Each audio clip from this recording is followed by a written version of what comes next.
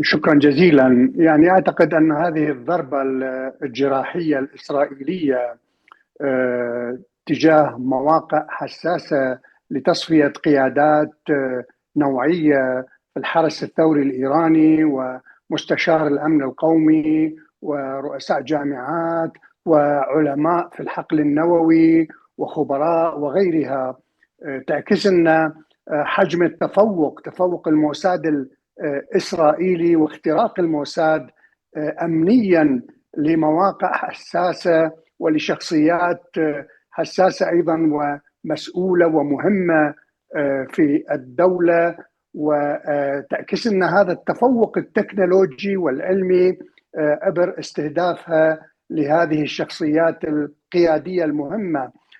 إسرائيل عبر تصفية العقول من المؤكد ستستهدف شل قدرات الحرس الثوري، شل قدرات الجيش الإيراني والقدرات العلمية. لكن هذه الضربة هي الموجة الأولى، وأكيد ستتبعها موجات أخرى تستهدف ربما أيضا قيادات نوعية ومسؤولين في الحكومة الإيرانية ومراكز للبحوث وغيرها، وتدريجيا ستستهدف في النهاية البرنامج النووي الإيراني والمختبرات لهذا البرنامج، وأيضا ممكن تستهدف المؤسسات الأخرى الحيوية. أكيد من وجهة نظر عقلانية منطقية، وطالما إيران تدعي أنها ببرنامجها النووي هو برنامج سلمي، يفترض أن تخضع وتقبل بالأمر الواقع وتذهب للقبول بالإشراف الواسع لمنظمة الطاقة الذرية وعدم انتهاك الاتفاقية الدولية لعدم انتشار الأسلحة النووية، بمعنى عدم ذهاب إيران لتخصيب اليورانيوم 60% وربما 90%. عليها العودة إلى المقترحات الأمريكية التي تشير بوضوح إلى إنشاء مؤسسة إقليمية خارج إيران لتخصيب اليورانيوم، وبالتالي يمكن لإيران أن تستخدم هذا اليورانيوم المخصب خارج أراضيها من أجل إنتاج الطاقة الكهربائية أو غيرها من الاستخدامات السلمية. لكن عندما تصر إيران على تخصيب اليورانيوم وبمستويات عالية وتمنع المفتشين الدوليين من دخول 3 مواقع حساسة مهمة، هناك شكوك أنها مواقع عسكرية نووية، فمن المؤكد هناك شكوك كبيرة حول نوايا إيران، وأن امتلاك إيران للقنبلة النووية والأسلحة النووية يهدد بالتأكيد الأمن والاستقرار في منطقة الشرق الأوسط والخليج العربي وحتى على الصعيد العالمي.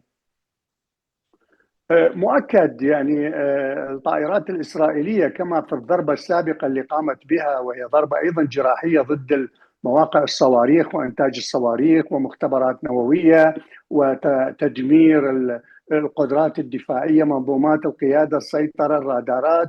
اليوم إسرائيل أيضا ممكن تستخدم الأجواء العراقية، لكن لا تستطيع القدرات العسكرية العراقية على صعيد الرادارات أو على صعيد الصواريخ في الدفاع الجوي التي لا تمتلكها العراق رصد هذه الطائرات. يعني إسرائيل أو الطائرات الإسرائيلية خصوصا الشبح F-35 تخترق الأجواء العراقية والأجواء الأردنية أو الأجواء السعودية دون تمكن الرادارات من كشف هذه الطائرات، وبالتالي تصل إلى أهدافها وتقصف هذه الأهداف وتعود. وحتى طائرة الإرضاع الجوي لا يمكن للقدرات التكنولوجية العراقية أن تكشف هذه الطائرات أو الصواريخ الإسرائيلية العابرة للحدود العراقية، وبالتالي لا يمكن أن تستهدف لا هذه الطائرات ولا هذه الصواريخ. طبعا إيران ممكن تحتاج يعني، لكن إيران أيضا لا يمكن أن تفعل شيء، لأن التكنولوجيا الإيرانية بالمقارنة مع التكنولوجيا المتطورة الإسرائيلية، التكنولوجيا الإيرانية ما زالت متخلفة.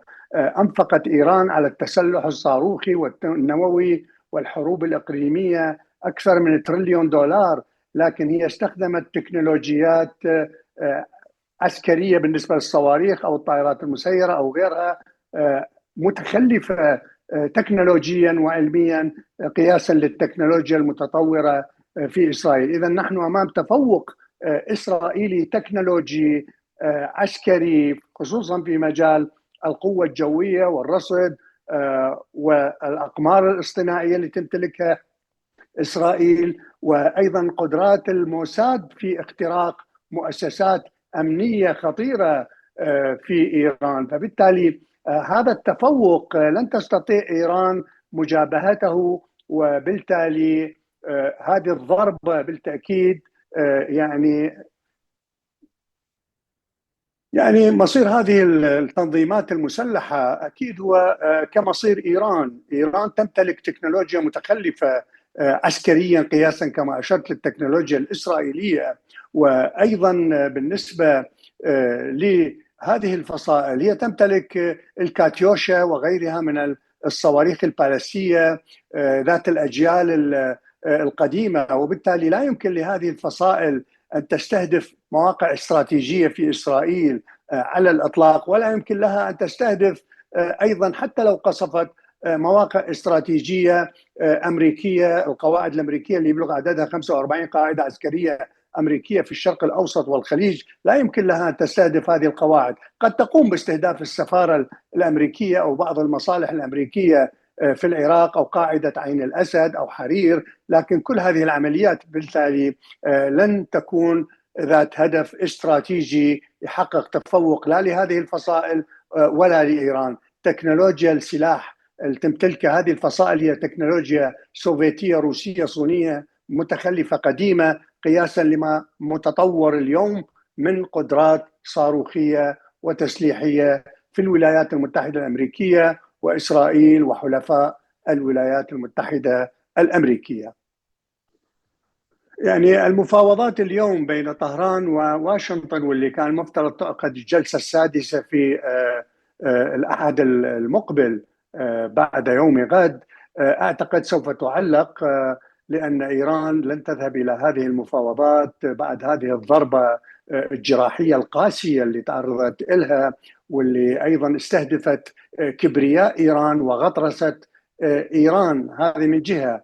النقطة الأخرى أن إيران إذا ما ضربت على سبيل المثال قاعدة عين الأسد أو الحرير أو منشآت أخرى موجودة في العراق أو في الخليج، هناك منظومات صواريخ باتريوت اللي تفشل هذه الضربات الصاروخية. ونتذكر عندما قصفت إيران إسرائيل في موجتين ب500 صاروخ، لم يصل إلى إسرائيل سوى أعداد قليلة جدا، لم تحقق أي هدف استراتيجي تجاه أي مؤسسة عسكرية في إسرائيل. هذا يعني أن الصواريخ الإيرانية من الأجيال القديمة كما أشرت السوفيتية الكورية الصينية والروسية، هذه الصواريخ لا تستطيع أن تحقق أهداف استراتيجية، وبالتالي ممكن إسقاطها عبر منظومات باتريوت ومنظومات الصواريخ المضادة للصواريخ اللي تملكها أمريكا في قواعدها